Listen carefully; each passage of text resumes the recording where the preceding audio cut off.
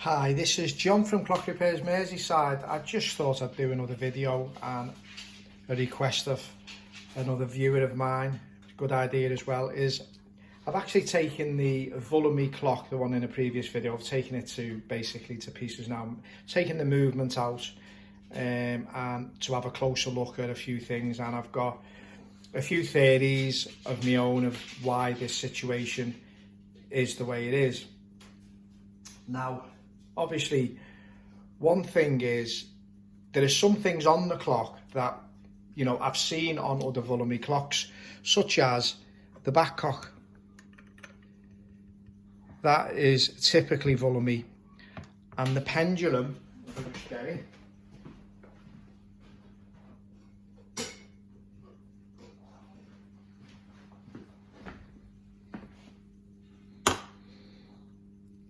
I've also seen on Vulliamy clocks. So that would lead you to believe, okay, well, you know, maybe. These two brackets on this side here match up perfectly with the clock case. No problems, no extra holes anywhere. It matches up, no problem with that. But the thing about that is, usually I've seen with Vulliamy stuff, it is mounted with 4 brackets, obviously to be more secure. Also, then obviously we have what we've been talking about. We have our spelling mistake on Vulliamy. So that is definitely a no-no. Definitely a no-no. And someone has suggested it might have been made by an apprentice and they didn't put the name to it, and it's that type of thing. Maybe, I mean, who knows what's happening, we're talking a long time ago. The other thing I'm looking at, if you look at the escapement, it's actually deadbeat, which Vulliamy with him, I think it was James Vulliamy, I think he was involved in something to do with the deadbeat escapement with Dent when they were looking at the Westminster clock. I've done a little bit of research, but you know, I really haven't had the time to really look into this a lot. And after a period of time, and what I'm going to talk about now, really, you know, it's not Vulliamy. This clock movement is not Vulliamy. I'd be, you know, I doubt it. I'd really doubt it. So anyway, getting back to it. So that is deadbeat. Okay, so, you know, James Vulliamy, they were around that, I think. They were in that, they were doing that type of thing, they were developing that. Whatever was going on, there was something, I have seen something mentioned, Vulliamy with deadbeat escapements, I've seen that. Okay, there are no markings on the clock at all of any kind, you know, of Vulliamy at any kind. The clock movement has been serviced at some point, you know, because if you look at the length of the pins that are holding the movement together, I would have thought they'd have been trimmed off and been shorter than that. Okay, the posting on them, don't really know, but Vulliamy, it doesn't match Vulliamy. I've not seen Vulliamy clocks with that type of posts up to now.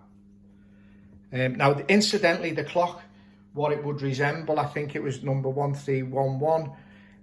That clock is probably worth about £25,000. So obviously this clock is worth faking. And as we know, a lot of people were faking clocks and furniture and everything for centuries. I mean, you know, if anything became worth money, you know, the obviously fake artists are going to come about.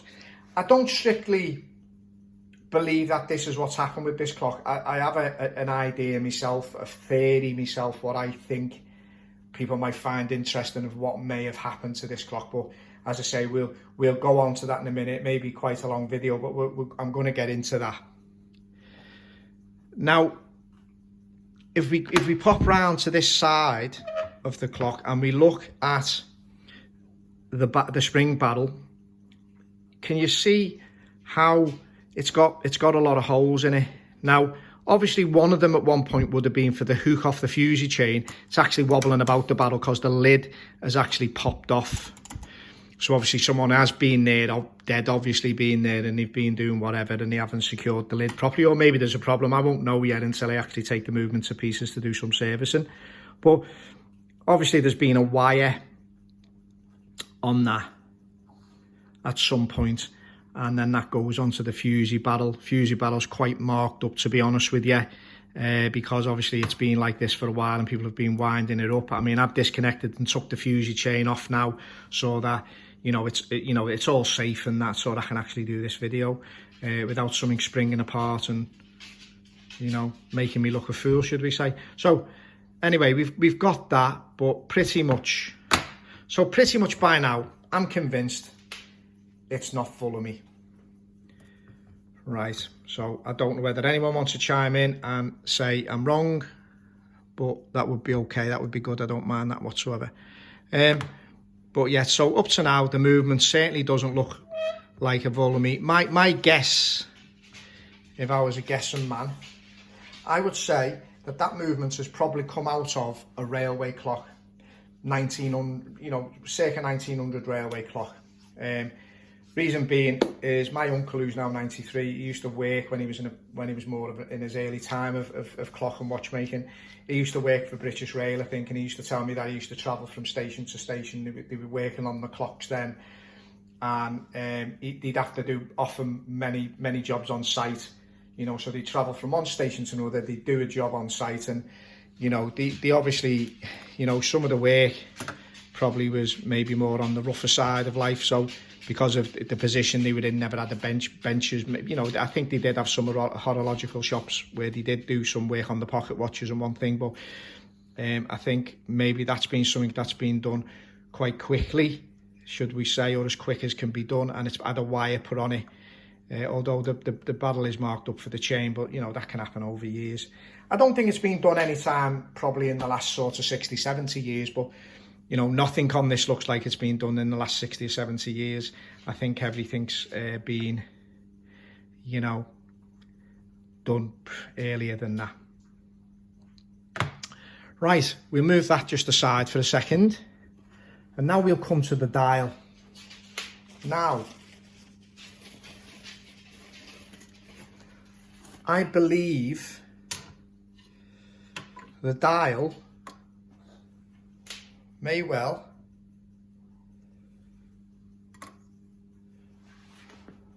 be right, but there's a few things that are making me think maybe not.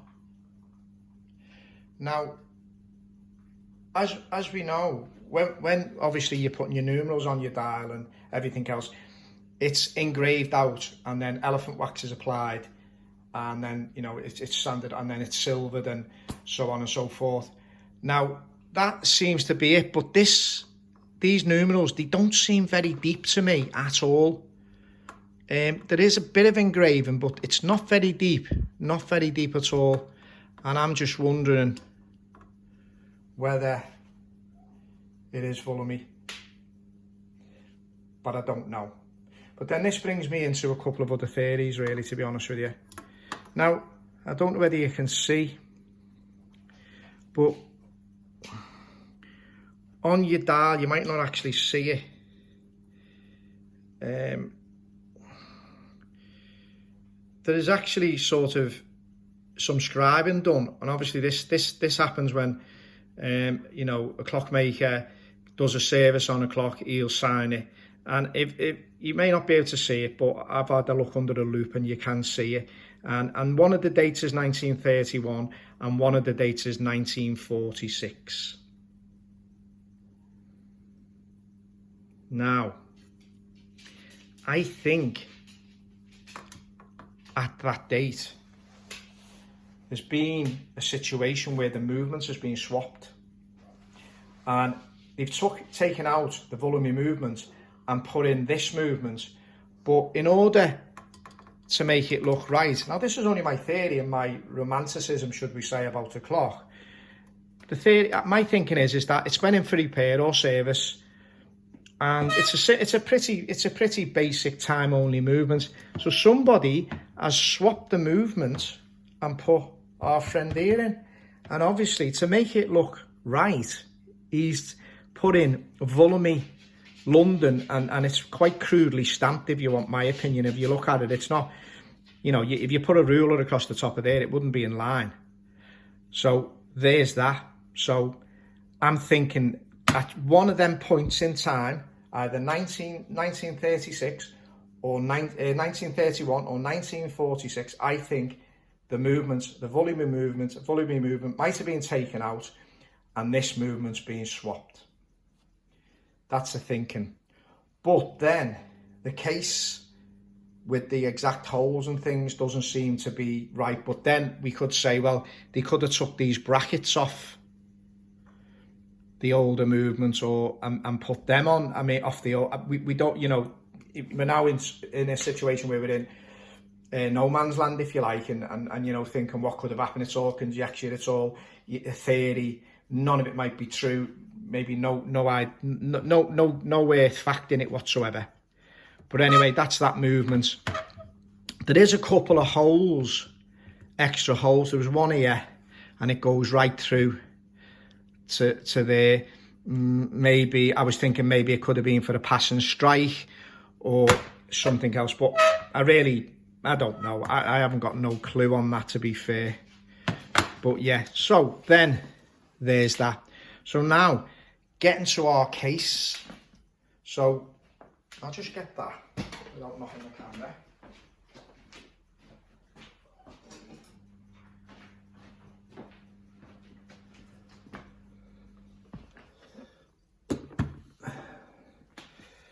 Right, so I have to back our camera off a wee bit. Come back. Okay, so now we have our case. Quite nice, quite nice. This lock here works with that key. The back lock doesn't work with that key. Now, obviously, a clock like this, the two keys, the one key would have done the two locks. I would have thought it would have been at what we call a suite. So you'd have, like, you know, whatever keys you have, obviously, except winding keys, would work. Right, so we open this up. I would say the door type thing wouldn't be Vulliamy. I mean, it's just been pinned in. But again, it could have been done later, and you know, the glasses fell out or someone's replaced the glass or whatever. And then we look inside, and everything looks reasonably okay. The holes are in the right place. The lock on the door, as you can see there, that's been added in. That's crude, very crude. It's not, doesn't go right with it all. The glass on the front bezel pretty much works. I mean, it seems to be right. Everything fits from a dial point of view and the movement going in. That fits. We've got these two brass trims down this side, but again, I don't know really what to say about that. As I say, here's our screw holes, which go into them brackets on our movements. So if we look, they're pretty much in place.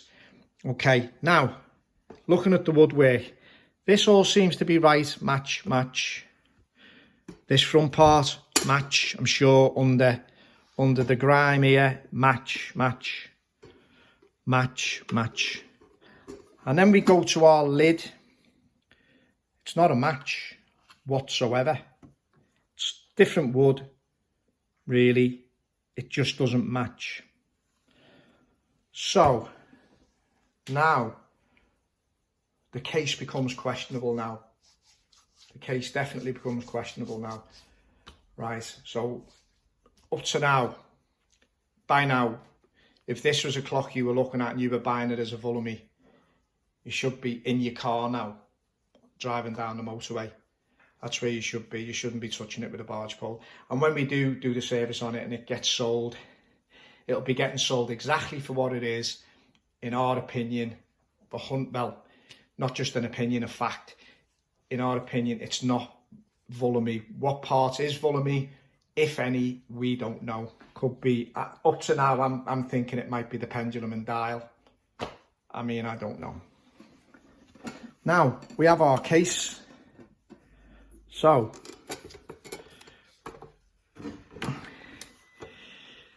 if you can see inside the case, can you see the extra holes. So there's been something on the top a bit different. It's as if it's had some kind of, you know, something going through it. I don't know, or if they made them, if they unscrewed it, is it had screws in, or has it done something and they've had something in there and they've put that hole in to knock the lid off, knock the caddy off. We you know, there's loads of things it could be. But if we look at our case, pretty much, except for that lid, there's nothing, except for the lid, obviously, and the locks and stuff. There's nothing that sort of suggests, really, that there's a problem. And, I mean, it's not unlikely that you're going to ever pick up an early clock. And it's not going to have, obviously, problems because, you know, they've been around for years. And providing that the things that are done to it are done in a way that not to, you know, make the clock new, not to take anything away from its antiquity. I mean, I don't think there's a real problem there, because the situation is you either do these repairs or you don't, and then eventually the clock will end up in a skip, or someone will throw it away and say, oh, or give it to a charity shop, whichever. But yeah, so I think most definitely our clock is not Vulliamy. My feeling is the dial might be Vulliamy. I'm going to try and do some more research on the dials and see exactly how they engraved them, but I'd sort of put my money on the dial being Vulliamy, really. Maybe, yeah, I think I'm going to stick with that. But I think everything else on this clock, maybe the dial and the pendulum, I think everything else on this clock is not right. And as I say, even if the back cock, which does seem to be Vulliamy, but seems to be a style of Vulliamy to go with the pendulum, I mean, it's not a difficult thing, is it, to make, or, you know, to manufacture, or whatever it is. It isn't difficult at all.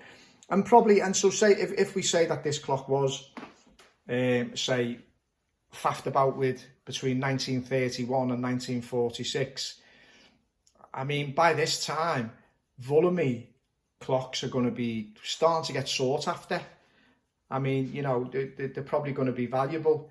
And as I think I've said in a reply to my old friend, old timer, is the fact that the matter is, I mean, you know, it's not unheard of. And Vulliamy themselves used to change out movements. They'd take a Tompion movement out and put one of their own movements in. So they were very guilty of all this type of thing. So, you know, someone's just done it to one of their clocks now. So that's my theory on all that. As I say, if I find out anything else, I'll certainly do another video, because this is what makes horology and what we're involved in, which is antique restoration. This is what makes it interesting, when you can have, you know, these theories, and you can come out with these things, and it can become romantic, and you know, you can think what's happened, and you know, you become a bit of a detective situation, like Columbo, isn't it? You know, you get really interested, and you think, well, what's happened here, and how can this happen? And then you think you've found this, and then next minute you've found something different that undermines that one, and so you've got to go back to the drawing board again, and you've got to have another thing. But yeah, I mean, with this particular clock, I mean, probably at a glance, a sort of passing glance, probably running past it. If you ran past it in the street, you'd say that's Vulliamy. But if you take a closer look, it's certainly not Vulliamy. And unfortunately, in this industry, this can make the difference between a clock which is probably worth, if we retailed it out, probably £1,200, to a clock worth probably £25,000. So yeah, so this is John from Clock Repairs Merseyside. If you like what I'm doing, please give us a like and subscribe.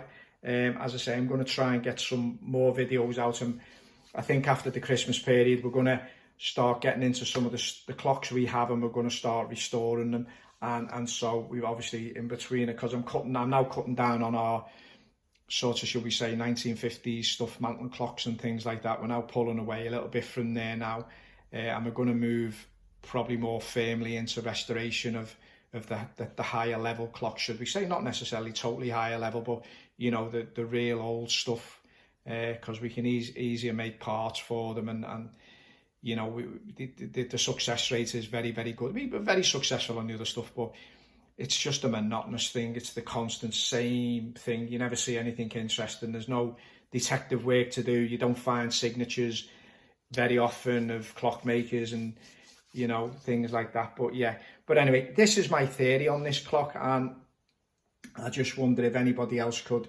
sort of chime in and give me a few more theories, and I can look at that and say, well, yeah, that sounds right, or no, I don't think that would work out, or, you know. But as I say, this is this clock will be getting pretty much just serviced, to be honest with you. I'll be checking that spring barrel out and having a look, see why that lid's popping off, because we don't want that to happen.